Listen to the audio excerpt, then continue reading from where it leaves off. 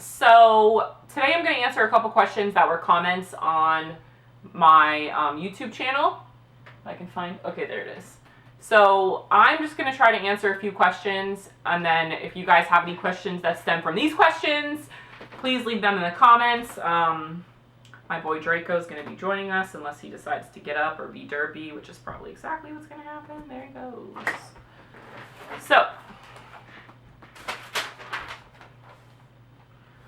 somebody asked me how much the 6 needle was. Honestly, I can't even really answer that question because I bought it on a sale. So like the MSRP versus what I actually purchased it for is completely different. So I would recommend getting in contact with your local Brother dealer and going in and checking out the machine. There's really not, I mean, it was, you know, almost $10,000, but it's going to be different for everyone. Like, it just depends on where you're getting the machine, if they're having a sale, if Brother's doing a promotion. There's so many different things that can factor into the price of your embroidery machine. Where to purchase fonts and how to make them kiss. That's what it said, I think, is what it said. Okay, so I purchased my fonts all over. I have bought the 50 font pack deal from, I believe it was Etsy. And then I think I also got the spooky Halloween pack, which had like, you know, like font that looked like it was like dripping whatever.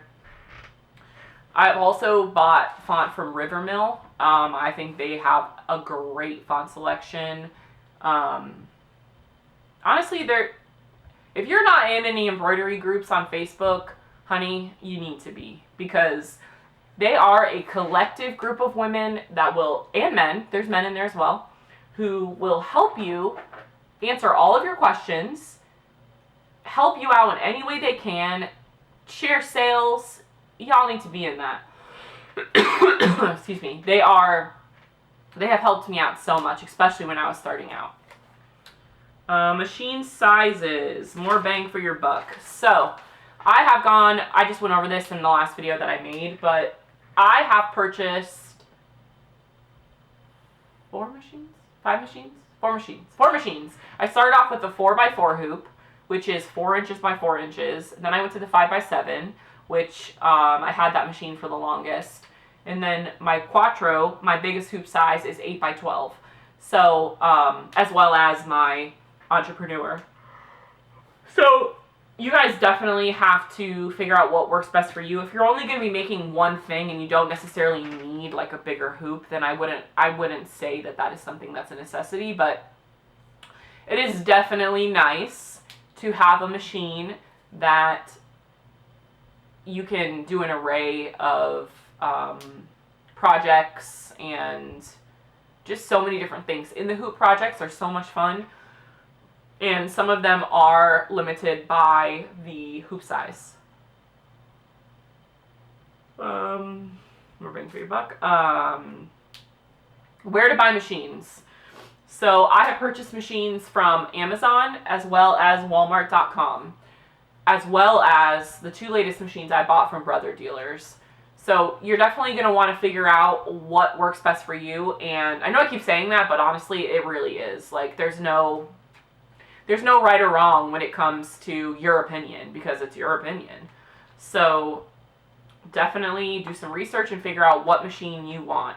I would not start with anything smaller than a 5x7. If I had a choice. I mean, you have to do what works best for you and your dollars, but a 5x7 hoop you're going to want it, flat out. So, some of these questions are on Sew What Pro. I just made a Sew What Pro video. If you guys aren't sure what Sew What Pro is, Sew What Pro is going to be a manipulation program for embroidery. I wouldn't necessarily say digitizing, because that's just not what it is, but it is definitely an amazing program, and it's super affordable. Sharon Armstrong wants to know stabilizers, tearaway stabilizers. Why are you using that? She's asking why I was using that on a shirt, or I think I was doing a onesie. Either one, a kid's apparel. and wear it, don't tear it. So a lot of people do say that, wear it, don't tear it, for stabilizer wise, because a cutaway tearaway is going to be more rigid, and especially if you're doing like a jersey knit or like a thinner fabric, it's definitely going to help hold up.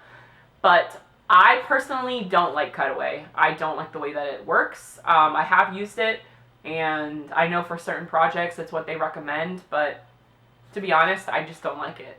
So I'm sure somebody's going to have a comment to say about that. Oh, she needs to be using tearaway, blah, blah, blah, blah, blah. But I don't care. So I'm going to do what I like and what works best for me.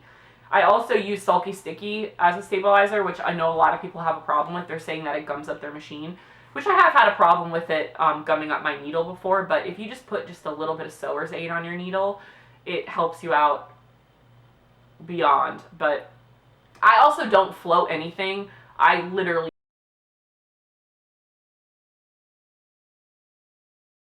hoop everything. So I think that Sulky Sticky is the best bet for me. I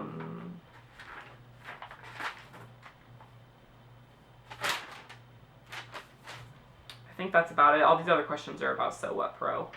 So I would just, guys, do your research, watch lots of YouTube videos, learn from forums. That is the best way you're gonna learn. I know it's a little bit intimidating at first, but I promise once you get past that intimidation factor, you are just gonna be. I mean, I started embroidering because I needed an outlet to make me happy, and this was it. So I think that everybody just needs to embrace it and kind of, you're gonna mess up. Like there's no way around it. You're gonna mess up. You're gonna ruin shirts. You're gonna break needles. I've broken parts in my machine before on accident because I didn't know what I was doing. Especially in the beginning. Oh my gosh.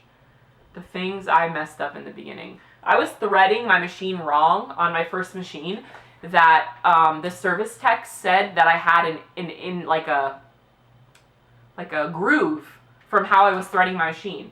So if you guys don't know, 3, which is the little hoop that goes down like this, it has a little catch spring. So when you're when you're threading your needle, you should kind of pull it up, like not jerk it up like you're, I don't know, trying to stop a horse. I don't know. That was the first thing that came to mind.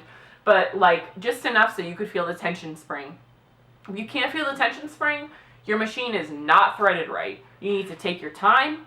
Your needle needs to be up and your foot needs to be up. If that's all I can tell you, that will change your embroidery experience. Threading is important. Also, if you're using Floriani or any cone, I would recommend getting some of these. Most of them come with your machine, or the newer machines they come with it, but the older machines they don't. And it just pops right into the top of your, well, this is Floriani thread, but, and then it goes on your horizontal thread spool, and it doesn't come off, and the thread comes off the way it's supposed to. So that's something I would recommend buying. I think that's really all that I can say right now. I know there's more questions that I need to write down, but I just wanted to make sure that I answered some of them. So if you guys have any questions, like I said, comment below, subscribe, like. Thank you for watching my videos. I really appreciate it. Draco, say bye-bye.